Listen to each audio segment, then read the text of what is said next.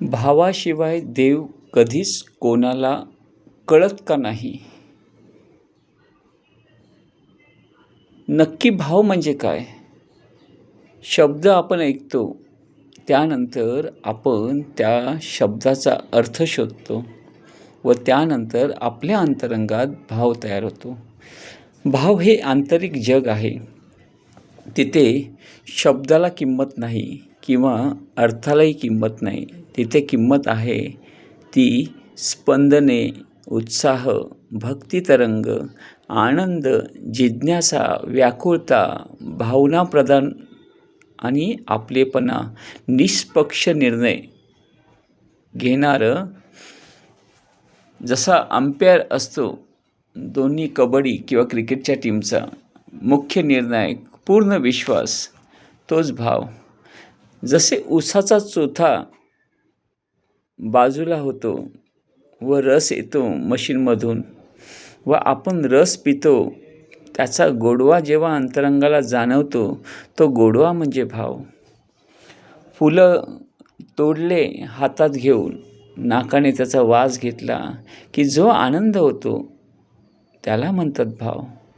फिरायला उंच डोंगरावर गेलो की सर्व ढग खाली दिसतात व आपण ढगांच्या वर आलोत हे जाणवते. तो आनंद शब्दांच्या पलीकडे असतो, तो भाव. ज्ञानेश्वर माऊली हरिपाठात सांगतात, भावे विन देव नकळे निसंदेह, गुरु विन अनुभव कैसा कळे. ज्याला भाव खरंच शुद्ध आहे, त्याला आपला आवडता देव आपल्या आजूबाजूला आहे याची 100% जाणीव होती. तो देवाशी बोलतो, तो व आनंद घेतो, त्याचा रक्षण करताही देव असतो, सर्व काही त्याला मिळतंही असतं, पण तो नेहमीच एक भाव त्याच्याकडे जागृत असतो, देव वेगळा व मी वेगळाच. म्हणून ज्ञानेश्वर माऊली सांगतात, गुरुविन अनुभव कैसा कळे. हे वाक्य सांगताना ज्ञानेश्वर माऊली साधकांना आवर्जून सांगतात, आत्मानुभव गुरुशिवाय कसा येणार. आजकाल लोकांना गुरूंचे महत्त्व कळत नाही व ते गुरु शरीररूपी अमुक असे तसे म्हणून पाहतात व त्यांच्यापासून लांब राहतात.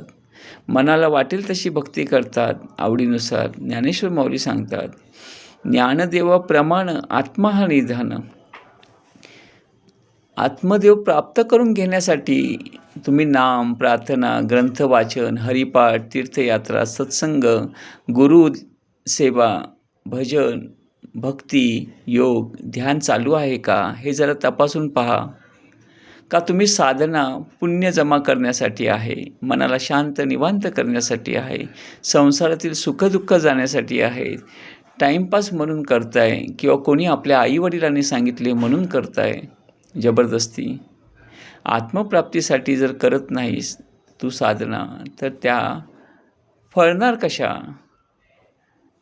यासाठी गुरु पाहिजेत. म्हणून गुरुविन अनुभव कैसा कळे. साधारण अभ्यास करायला शाळा कॉलेजातील गुरु लागतात किंवा क्लासचा पण गुरु लागतो, पण जगातील सर्वात महान विद्या आत्मविद्या शिकायला गुरूंची गरज नाही.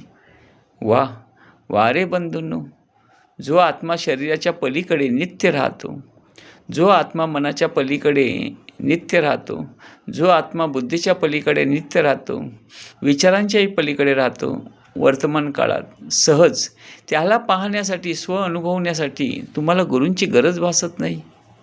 बोध, तुम्ही कितीही प्रयत्न करा, हे भूलभुलैया आहे. गोल गोल फिरत राहाल. दिवस रात्र, महिने, वर्ष निघून जातील. काळ तुम्हाला अतोनात हाल करेल. तो आत्मा मी आहे, म्हणजे तो कसा आहे, तो आत्मा मी आहे किंवा मी नाही या शब्दांच्याही पलीकडे नित्य उभा आहे अखंडपणे. संत कबीर सांगतात, सब धरती का कागज करू, सब वनराई लेखनी करू, समुंदर की साई करू, फिर भी गुरुगुण लिखा न जाय. का म्हणतात साधक हो तुम्हीही, गुरु ब्रह्मा गुरु विष्णू गुरुदेव महेश्वरा, गुरु साक्षात परब्रह्म तस्मै श्री गुरुवे नमः. बोलताना त्या शब्दांच्या अर्थाकडे ही पहा. व जाणीवपूर्वक जाणा तुम्ही नक्की काय बोलत आहात व शब्दांच्या मागे जा व अर्थ पहा व नंतर भावविश्व तयार करून त्या प्रत्येक शब्दांच्या अंतरंगात जाऊन पहा. ते किती विशाल वर्णन आहे ते. हे तुम्हाला गुरुशिवायही कसं कळेल? गुरुच परमार्थाचा श्री गणेश आहेत. ते गुरु नक्की कोण हे समजल्याशिवाय परमार्थात एकही पाऊल पुढे जाता येत नाही. काळ तुम्हाला घेऊन टाकेल. गुरुशी एकरूप झालेला साधक कालातीत होतो. जन्ममरणाच्या फेऱ्यातून कायमस्वरूपी मुक्त होतो. मग गाणे म्हणायचं असतं, आता अंतरंग झाले पांडुरंग, आता अंतरंग. जय सनातन संस्कृती.